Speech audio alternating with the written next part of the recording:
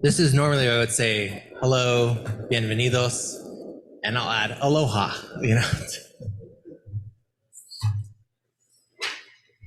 The first time I joined worship at my home congregation, First U San Diego, I sat in the back seats. So if you're a backseat person, gotcha, And conversely, now that we have Zoom in place, I would have probably joined via Zoom. So all those you joining via Zoom, welcome, glad to be with you in this sacred space with one another.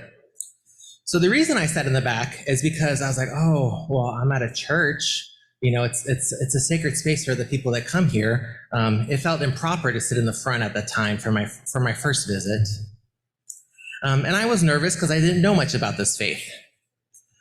One of the first things I noticed was that there was no religious symbolism on the walls or anything. I kept looking for some kind of cross or something else that stood out as what people would say is an element of the religion of the faith. I did eventually notice a beautiful chalice being lit as worship began, and the spirit of love invoked with the kindling of that flame. The second thing I recall doing then, and they still do this, they call it our children's affirmation. And I'm going to do it right now. You don't have to join in. You can if you want to. It's kind of fun. And if you've ever worshiped at First U San Diego, you'll recognize this. And one of the things they go, we are Unitarians, Universalists, people of open minds, loving hearts, and welcoming hands. I stumbled a bit the first time I did it. I was about a gesture behind everybody, but I told myself I better do this or else it's going to be evident that it was my first time here. And then after worship, I went home and thought about how much that flaming chalice stood out to me and about those hand motions some more. I contemplated, what does the chalice mean to them? Why invoke love while lighting the flame? How long have they been doing those hand gesture things? Why do they do them? And do all you congregations do them? A people of open minds, loving hearts, and welcoming hands, guided by the flame of love. And hand gestures aside, I'd say it's a pretty good description of the people of this faith. So much so that I often use it as part of my elevator speech when people ask me about the UU denomination. That first day of worship, I found myself committing to that affirmation and felt the loving warmth of that chalice. I found out later that the chalice lighting is done throughout aspects of this faith, but that children's affirmation isn't something that's done in other congregations. It's uniquely part of the character and history of First UU San Diego. Similarly, I've already witnessed some of the unique characteristics that First Unitarian Honolulu holds dear to their heart as well here. The early Universalists, both laity and clergy, also had a distinctive character that set them apart from other liberal religionists. Unlike the typical urban Unitarian clergy, many early Universalist preachers were rough-hewn circuit riders that, with little formal education, who worked the frontiers, where they challenged the theology of Calvinists, hellfire and brimstone preachers, who were spreading across the continent at tent meetings and revivals. The 19th century Universalists took such pride in their ministers' humble backgrounds that it was an article of faith among them that the best way to ruin a good minister was to send them to theological school. I was like waist deep into seminary by the time I realized that, so it was a little too late for me. By 1860, the message of universalism, the everlasting love of God, was so intolerable to Calvinists that a Presbyterian minister in Canton, New York, delivered a day-long diatribe against the establishment of the Universalist St. Lawrence University on the slope overlooking the village. At one point in the sermon, he called St. Lawrence that dung heap on the hill. I like to interpret this as understanding that during that era, you were doing something pretty well if you had a few religious haters, coming after you. During those years, debates took place between Universalists and their theological rivals. One of the most unusual involved Noah Murray, a minister in mid-Pennsylvania who had begun a Universalist church that was the fastest growing congregation in that area. It finally grew so large that two local mainline preachers decided they had better do something about it. They kidnapped Noah Murray and took him to the basement of one of their churches, where they kept him for 3 days and 3 nights. And what did they do with him? They argued theology. 3 days and 3 nights in a church basement arguing theology. And at the end of that time, Noah Murray was set free, having converted both of them. After coming across this, what continued to excite me the most about Universalist tradition are the stories about the people in this faith and how they lived out their values in society and did so with deep love for Universalism. Now, I could sketch out stories about some of the greats we have in our faith communities.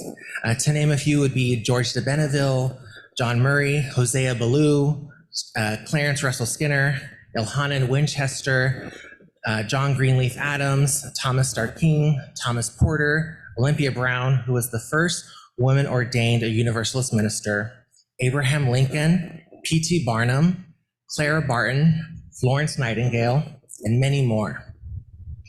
Still, articles, sermons, books, and even some movies have been done on some of those folks. Instead, what rang true for me were the words from Reverend Janet Bowering. She shares, in a way, perhaps a superficial way, I know more than I want to about several of our UU greats. I do not minimize their achievements. I simply note that we emphasize them to the neglect of other worthy contributors to our movement. If we fill up t-shirts and coffee mugs with these names, are we more likely to content ourselves without even pursuing the contributions of our less prominent UUs? And I want to share a small but mighty story about the Universalist Reverend Janet Bowering, ordained in 1955, pre-merger. She is remembered via these words. Her sense of social justice was strong, unflappable, and at times even comical. As this diminutive, white-haired little old lady once packed a suitcase full of condoms to take to Romania to protest the lack of birth control practices. Detained by Romanian customs, she somehow managed to keep out of jail by convincing the authorities that she was a harmless minister and was just following her conscience. Surprisingly, they let her go, condoms and all. Of course, after hearing that story, I immediately fell in love with her.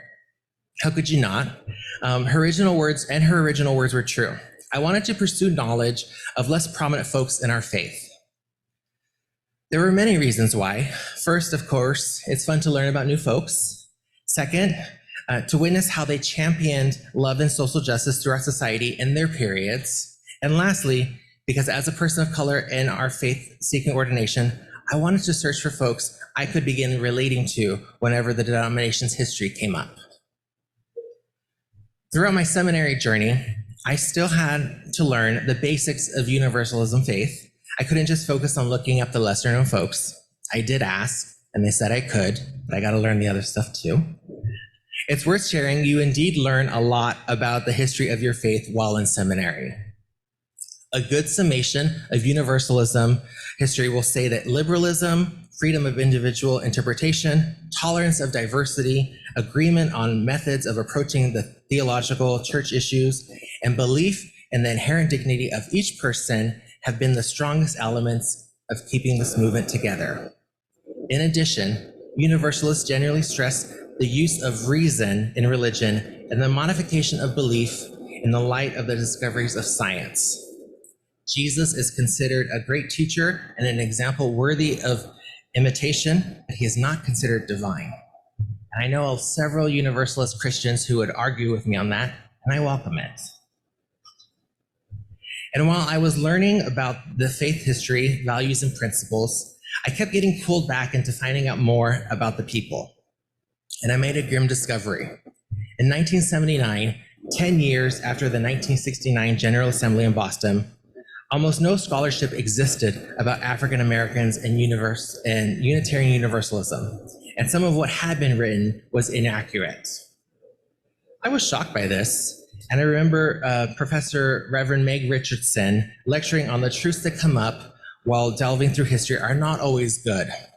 And while I know it's gone better, it's still a hard fact to swallow. In 2017, the Reverend Mark Morrison Reed wrote a UU World piece titled "The Black Hole and the White UU Psyche," stating African Americans were invisible in our scholarship. Their absence reflected the belief and contributed to the belief that there was no story to tell.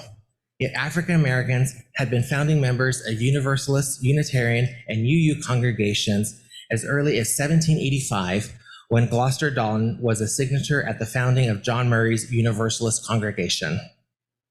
Other founding members include Amy Scott, one of the incorporators of the first Universalist Society in Philadelphia in 1801. After reading that article, I dedicated some time to searching out African Americans in our faith. One that I came across was Joseph Jordan, pronounced Jordan. It looks like Jordan when you see it, it's written out, but it's pronounced Jordan. He was the first African American to be ordained as a minister by the Universalist denomination. He founded the first Universalist church in Norfolk, Virginia in 1887 and initiated an educational effort for African American children in Norfolk and its vicinity. The missions and schools that were his legacy served thousands of children and families in Eastern Virginia over a century.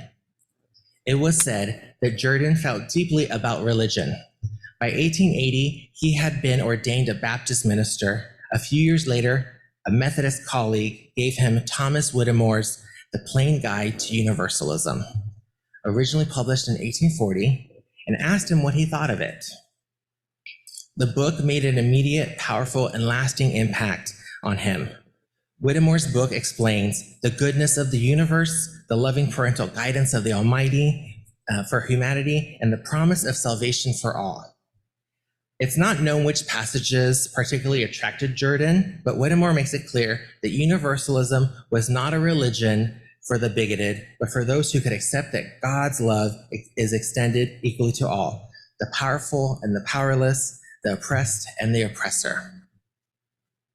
Mark Morrison reads, in 1911, Joseph Jordan asked Universalists to support plans to add a seminary to the African American school he ran in Suffolk, Virginia. They needed $6,000 for that endeavor. Jordan traveled the Northeast in 1911 and 1912 trying to raise money, but in the end, he only raised $1,500. There wasn't enough support at the time for their mission to the colored people. It's been complex learning about those histories. And as I said, part of my ministry is lifting up those voices within the margins and sharing their stories. I know part of my search was my attempt to build that more profound connection with this faith, to see that someone like me was part of our history and that I wasn't the first. I recall going to a conference and asking if there was someone currently like me in our faith, a queer Latino man who's a UU minister. One of the reasons I was asking was because I didn't want to be the first. There's a lot of pressure being the first to represent multiple identities in a new space, and I was going to pursue ministry no matter what. And it was important to know I wasn't the only one in taking up space there. I'm happy to report there are folks who fit that demographic within our faith and our faith ministry, but the ones I was steered towards were part of our present, not our history. Their marks in history were still being written, and I knew I was asking a lot to seek a queer man to be in our faith history, that is, until he was found.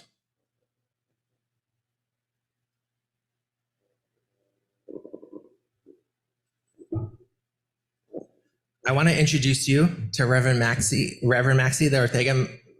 Wallace de Ortega Maxey. First, I must offer that I did not discover the history of Reverend Maxey on my own. It was Reverend Mark Harris who shared his story and ministry at the Collegium in Baltimore. Harris highlighted Maxey during a spotlight lecture titled Bringing Up the Bodies.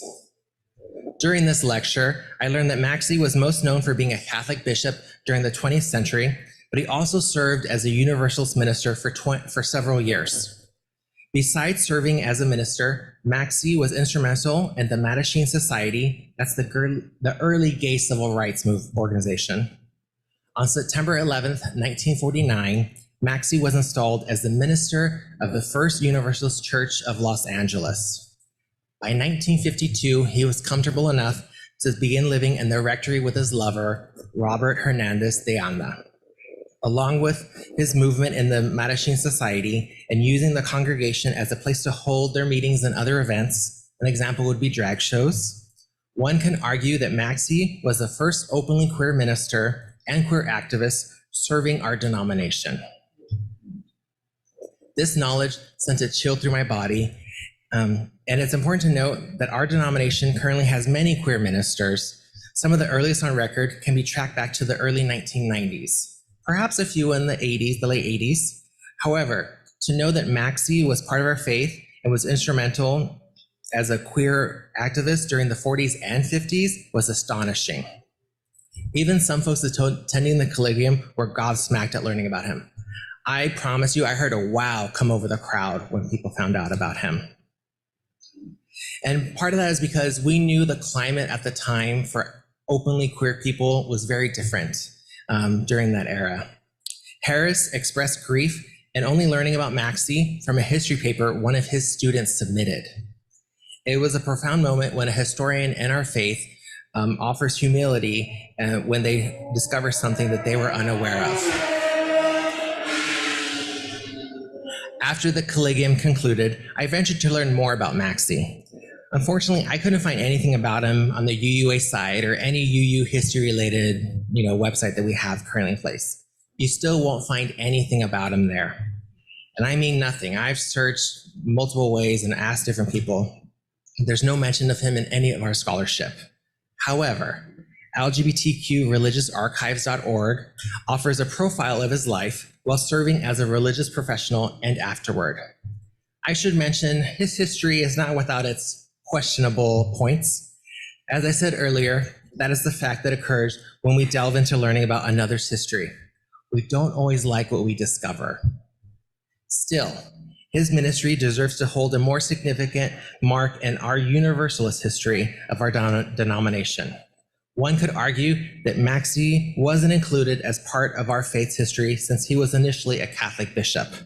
But if we hold the practice that congregations have the power to ordain and call the ministers who serve our faith, then he must be included.